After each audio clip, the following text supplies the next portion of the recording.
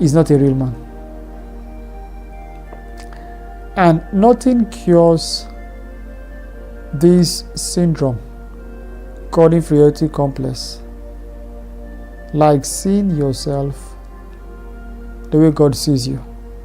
God sees you as He is, for the Bible said, as He is, so are we in this world. So you have not found your place in destiny until you see yourself as God's representative on the earth.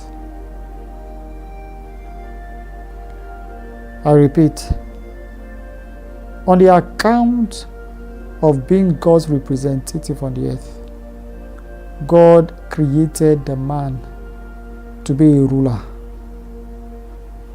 Earlier on I said that one way it may sound controversial.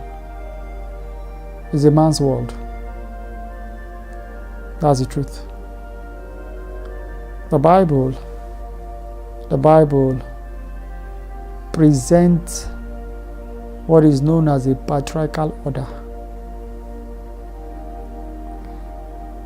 Patriarchal order means when they say patriarch is father rule. But the concept is this: a lot of men are aware of their role as leaders. They are mindful of their role as the head of the house. But just that they have allowed inferiority complex to taint their understanding of leadership. Their authority has been tainted because they've not found satisfaction in God. You see a man begin to tell the woman, I'm the head of the home. Whatever I say stands. Whenever I come to the house, you should shiver in fear.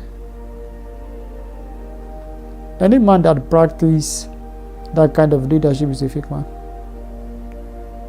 Because how will I put it now? The biblical format of leadership is known as servant leadership.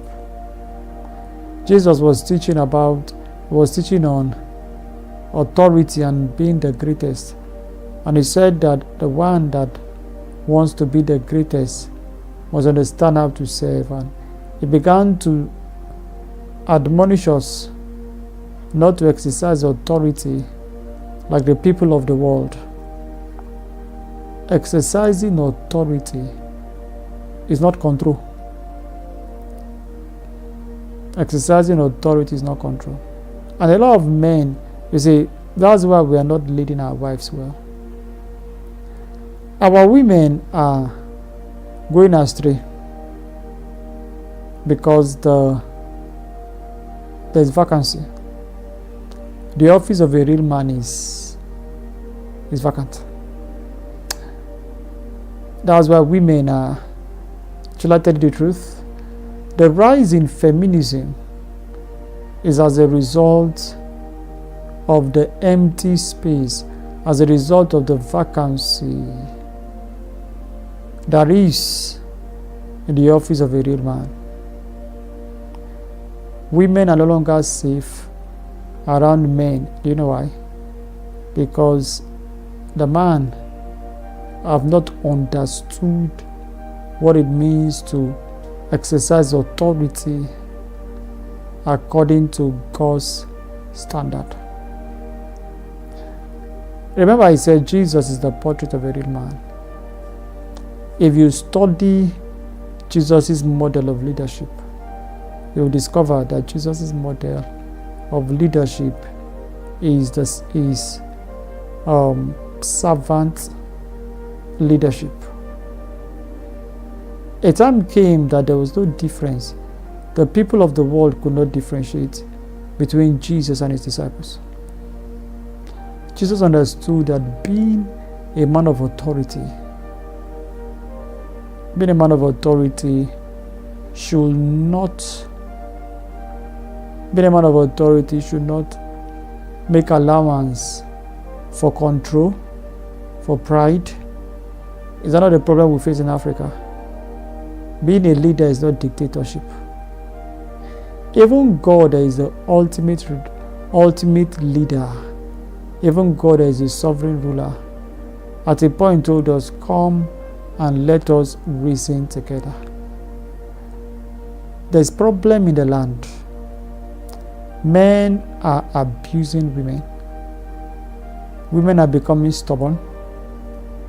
Women are gradually believing that they don't need a man. But that's a problem in itself. A woman is created for the man. That's Bible order. A woman is created for the man. Not as a slave,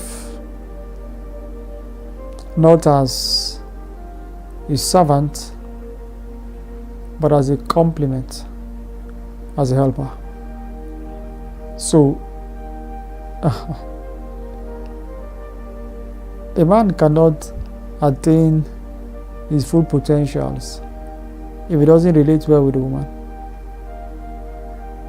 Satan understands this, and why is it that God had to introduce the woman to enable man to continue enable man to continue his sovereign rule over the earth? But it's kind of unfortunate that the ignorance around the masculine gender is making things difficult, because to them they feel, I'm a man, I am in control. Haven't you seen men saying that I'm a man, I'm not supposed to beg a woman, I'm not supposed to kneel to a woman? Such kind of ideology is the reason why the world is the way it is. If you see yourself as God's representative on the earth, then you are ready to exercise the authority assigned to the masculine gender. Let me say this to you. You are misbehaving as a man. You are not measuring up as a man, because you have not settled the question of who you are. As a man, you are God's representative on the earth. Of course, let me say this. Man, the male is created in the image of God. Likewise, the female is created in the image of God. There is no superiority. There's no superiority.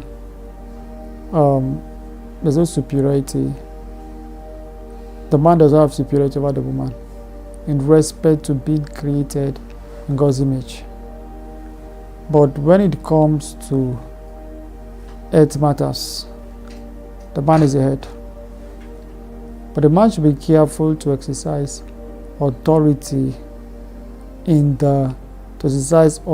according to the principles of servant leadership. You should follow the leadership format of Jesus Christ. You are not coercive. You are not a bully. You are not compelling. A lot of men are familiar with scriptures. As a husband, woman, submit yourself to your husband. But they fail to realize that a real man is one that has submitted fully to God. Fully. You see, the man is the head. The man is the head of the woman, while Christ is the head of the church. So you cannot act like a real man until you have come under the submission of the Christ. That's the problem. Any man that have come under the submission of the Christ will easily lead his woman well. How many men are truly submitted to Christ? How many men? The problem is this: the man is no longer mindful of the things of God. You have not farmed your garden. You're not a real man. You're not a real man. How many of us are roaming around the street without identifying our God-given assignment? You are still a boy, even if you are 50 years, when you will not be able to find out God's purpose for your existence. You are initiated as a man only when you have stumbled into God's purpose for your life. You see, finding out God's purpose for your life,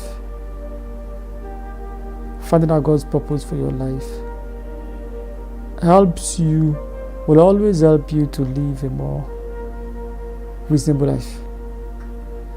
Because when you have found that purpose, it will limit you to do a lot of things. You see, understanding purpose will help you to find your company, will help you to choose your friends. People without the revelation of God's purpose for their life will open up themselves to everybody. But when you have understood, when you have identified God's purpose for your life, it will help you to choose the kind of friends you hang out with. So if you cannot boldly tell me that for this purpose I was created, you're not a man. A lot of men cannot lead their wives because they've not found their place in God's purpose for their lives. If you cannot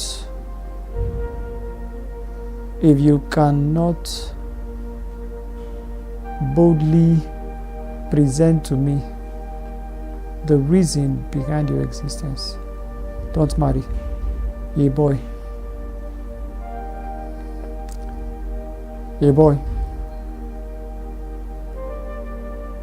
I'm serious. And when you give power to people that are ignorant of their purpose, such power can be destructive. Such power can be damaging. And that's what is happening around. Authority is handed over to people without a revelation of God's purpose for their lives.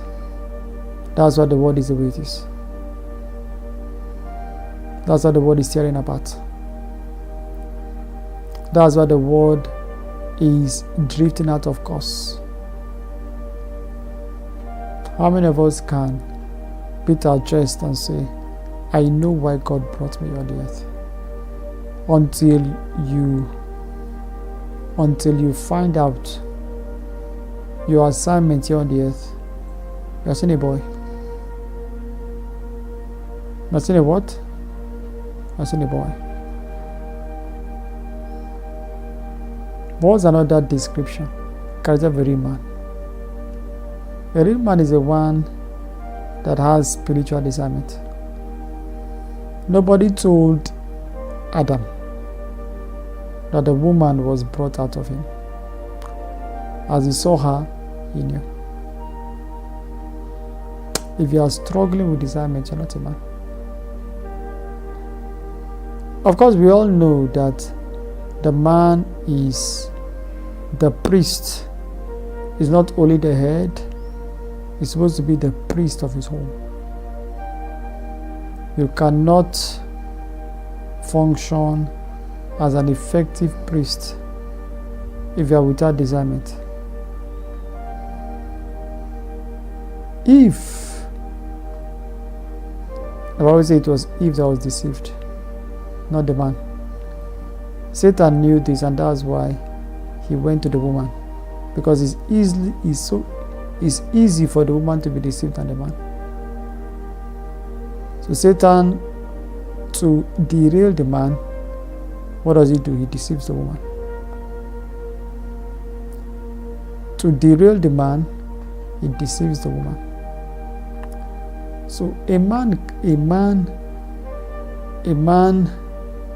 may not be derailed. A man may not be taken out of the track if his spiritual senses are operating in his full capacity. How many men have missed their path because of the kind of woman they got married to?